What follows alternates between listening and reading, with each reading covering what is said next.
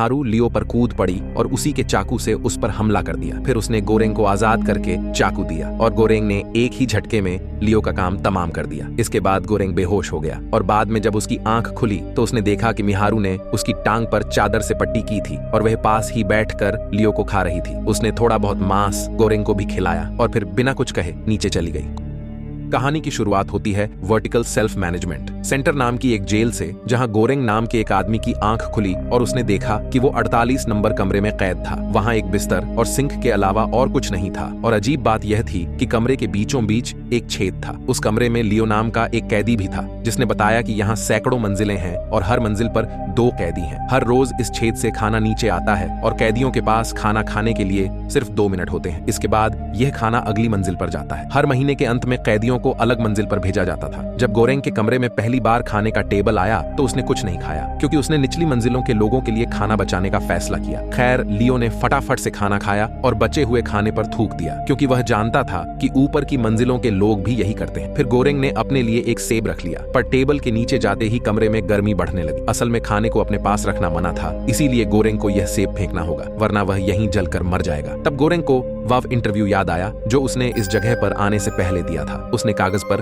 दस्तखत किए थे, जिसके मुताबिक वह अपनी मर्जी से यहाँ से बाहर नहीं निकल सकता। हर कैदी को जेल में कोई एक चीज लेकर जाने की इजाजत थी और गोरेंग अपनी पसंदीदा किताब साथ लाया था। गोरेंग यहाँ अपनी मर्जी से आया था और 6 महीने पूरे होते ही उसे ढेर सारे पैसे मिलेंगे। अगले दिन गोरेंग ने एक बार फिर से कुछ नहीं खाया। उसने लियो उसकी कहानी पूछी तो लियो ने बताया कि एक दिन उसने टीवी पर एक अनोखे चाकू की एड देखी और तुरंत ही उसे खरीद भी लिया। पर कुछ ही दिनों में कंपनी ने उससे भी अच्छा चाकू निकाला, जिससे लियो को इतना गुस्सा आया कि उसने टीवी उठाकर खिड़की से बाहर फेंक दिया, जो एक राह चलते आदमी पर गिरा और उसकी मौके पर ही मौत हो गई। इसके बाद लियो को वहां लाया गया और वो 132 मंजिल तक भी रह चुका है, पर उसने कहा कि यहाँ और भी मंजिलें हैं। निचली मंजिलों के कैदी अक्सर भूखे रह जाते हैं, क्योंकि वहां तक खाना पहुंचता ही नहीं। अब गोरेंग ने सोचा कि अगर सब बराबर खाना खाएं तो नीचे के कैदियों तक भी राशन पहुंच सकता है। इसके लिए गोरेंग ने निचली मंजिल के लोगों से बात, पर किसी ने उस पर ध्यान नहीं दिया। फिर लियो ने निचली मंजिल में पेशाब करके अपना चाकू दिखाया, जो वो जेल में अपने साथ ही लाया था। अगले दिन जब टेबल आया तो गोरेंग ने खाना खाया, पर अचानक ऊपर की मंजिल से एक आदमी नीचे आकर गिरा। लियो ने कहा कि ऐसा अक्सर होता है, लेकिन कोई कुछ कर नहीं सकता। इस बारे में लियो ने बताया कि वह अगले महीने भी एक साथ ही होंगे, और तब गोरेंग उसकी बातों से समझ गया कि जब लियो निचली मंजिल पर था तब वह भूख के चक्कर में अपने साथी को ही मार कर खा गया था। अगली बार जब टेबल आया तो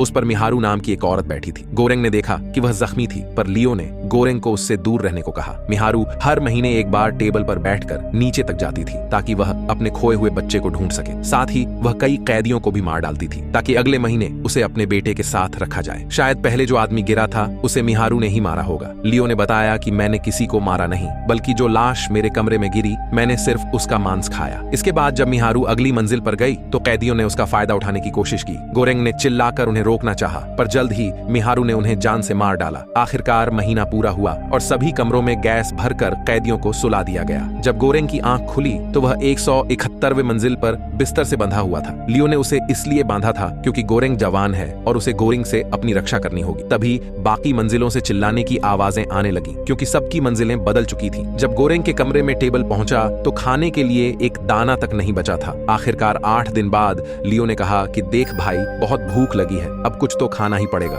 बेचारा गोरेंग रहम की भीख मांगता रहा, लेकिन लियो ने अपने चाकू के इस्तेमाल से गोरेंग की टांग से मांस निकाला और उसे खाने लगा। पर तभी टेबल पर बैठकर मिहारू वहां आ गई। मिहारू को याद था कि गोरेंग ने उसकी मदद करने की कोशिश की थी, इसलिए मिहारू लियो पर कूद पड़ी और उसी के चाकू से उस पर हमला कर दिया। फिर उसने गोरेंग को आजाद करके चाकू दिया और गोरेंग ने एक ही झटके में लियो का काम तमाम कर दिया। इसके बाद गोरेंग बेहोश हो गया और बाद में जब उसकी आंख खुली तो उसने देखा कि मिहारू ने उसकी टांग पर चादर से पट्टी की थी और वह पास ही बैठकर लियो को खा रही थी। उसने थोड़ा बहुत मांस गोरेंग को भी खिलाया और फिर बिना कुछ कहे नीचे चली गई। कुछ दिन बाद लियो की लाश पर कीड़े आने लगे और गोरेंग उन्हें खाने लगा। खैर, जल्द ही उसकी दिमागी हालत बिगड़ने लगी और उसे लियो का भूत दिखने लगा। आखिरकार महीना खत्म हुआ और कमरे में गैस फैल गई। अब की बार जब गोरेंग की आंख खुली तो उसने देखा कि एक कुत्ता उसे चाट रहा था। गोरेंग ने देखा कि अब उसे इमो नाम की एक लड़की के साथ रहना होगा। इमो वही लड़की थी जिसने उसका इंटरव्यू लिया था। वो अपने साथ अपना कुत्ता भी लाई थी और अब वो दोनों 33वें मंजिल पर थे। वो लड़की थोड़ी सनकी सी थी और यहाँ पर अपनी मर्जी से आई थी। उसके मुताबिक यहाँ 250 मंजिलें थी, पर गरंग ने कहा कि हाँ होंगी, लेकिन खाना तो सालों के पास 50 के लिए भी नहीं है। इस पर इमो ने कहा कि सब अगर अपनी जरूरत के हिसाब से खाएं तो सबका पेट भर जाएगा, लेकिन इसके लिए सभी कैदियों को एकजुट होना होगा। पर गोरेंग ने कहा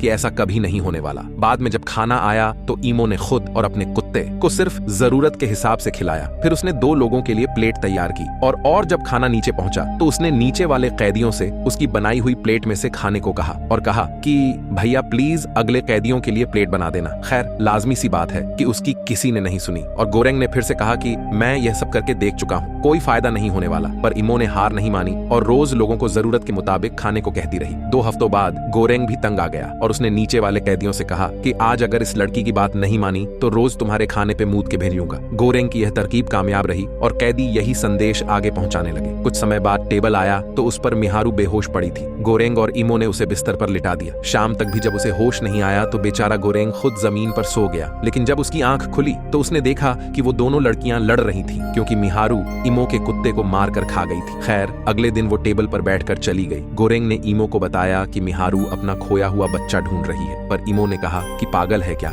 10 महीने पहले ये अकेली यहाँ पर आई थी। फिर बातों बातों में हमें पता चला कि इमो को दरअसल कैंसर है। खैर जल्द ही महीने का आखिरी दिन आ गया और गोरेंग ने उसे कुछ खाने को दिया, क्योंकि हो सकता है कि कल कुछ भी नसीब ना हो पाए। लेकिन इमो बिस्तर से ही नहीं उठी। अगली सुबह गोरेंग उठा तो उसने देखा कि वह 202वीं मंजिल पर था और उनके नीचे ना जाने कितनी और मंजिलें थी। यह देखकर इमो खुद को संभाल नहीं पाई और उसकी मौत हो गई। तभी गोरेंग लियो का भूत दिखा और वो कहने लगा कि क्या गोरेंग अब इस लड़की को भी खा जाएगा। अचानक से उसे इमो और उसका कुत्ता भी दिखने लगे, जो कह रहे थे कि उसे इमो का मांस खाना चाहिए। गोरेंग ने उनके झांसे में न आने की पूरी कोशिश की। वो अपनी किताब के कुछ पन्ने फाड़कर खाने लगा ताकि उसे भूख न लगे। फिर उसने कांच से दीवार पर लकीरें खींचकर दिन गिनने शुरू किए, पर जल्द ही भूख ने उसके दिमाग पर काबू कर लिया और वो इमो का मांस काट कर खाने लगा। कुछ समय बाद कैदियों के कमरे बदले ले गए और इस बार गोरेंग खुश था, क्योंकि 6ठी मंजिल पर था। उस कमरे में मिहारू भी थी और उसने अचानक चाकू से गोरेंग पर हमला कर दिया, लेकिन असल में यह सिर्फ एक सपना था। असल में गोरेंग के कमरे में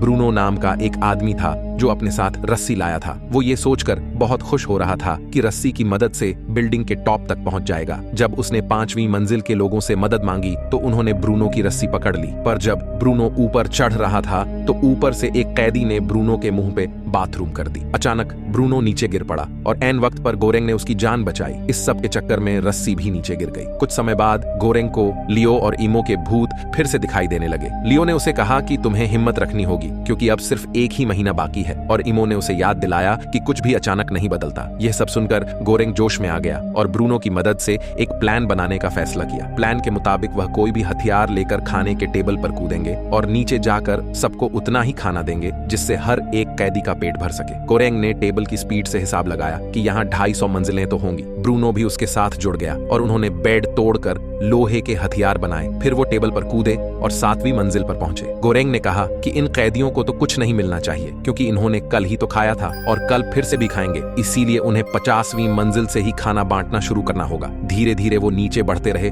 और किसी ने खाने को छुआ तक नहीं। कुछ मंजिलों बाद ब्रूनो को ब्रमबैंग नाम का एक बूढ़ा आदमी मिला जिसकी वह बहुत इज्जत करता था। उसने कहा कि तुम दोनों बहुत अच्छा काम कर रहे हो, लेकिन आखिरी मंजिल के लोगों को खिलाओगे क्या? तब ब्रूनो और गोरेंग ने पेनाकोटा नाम की एक लजीज चीज को चुना और सोचा कि अगर यह चीज आखिरी मंजिल तक पहुंच गई तो बहुत अच्छा असर पड़ेगा। इसी तरह उन्होंने अपना मिशन जारी रखा और पेनाकोटा की रखवाली करते हुए आगे बढ़ने लगे। जब वह 50वीं मंजिल पर पहुंचे तो उन्होंने बराबर खाना देना शुरू कर दिया और सभी लोग इससे काफी खुश हुए। जब वह 97वें फ्लोर पर आए तो उन्हें एक बीमार बूढ़ा आदमी मिला। गोरेंग ने उस बेचारे बूढ़े आदमी को थोड़ा सूप पिलाया। अगली मंजिल पर सिर्फ एक लाश थी और गोरेंग तुरंत समझ गया कि यह मिहारू का कमरा है। टेबल वहां पर रुका ही नहीं, क्योंकि वहां कोई जिंदा कैदी नहीं था। जल्द ही गोरेंग समझ गया कि उसका हिसाब गलत है और यहाँ 250 से भी कहीं ज्यादा मंजिलें होंगी। फिर उन्होंने अगली मंजिल पर देखा कि 2 आदमी मिहारू पर हमला कर रहे थे। एक के हाथ में तलवार थी और दूसरा काफी हट्टा गट्टा था। इसीलिए जब गोरेंग और ब्रूनो उसे बचाने कूदे तो उनके लिए लड़ना बहुत मुश्किल हो गया। ब्रूनो ने पहले आदमी को मारा और फिर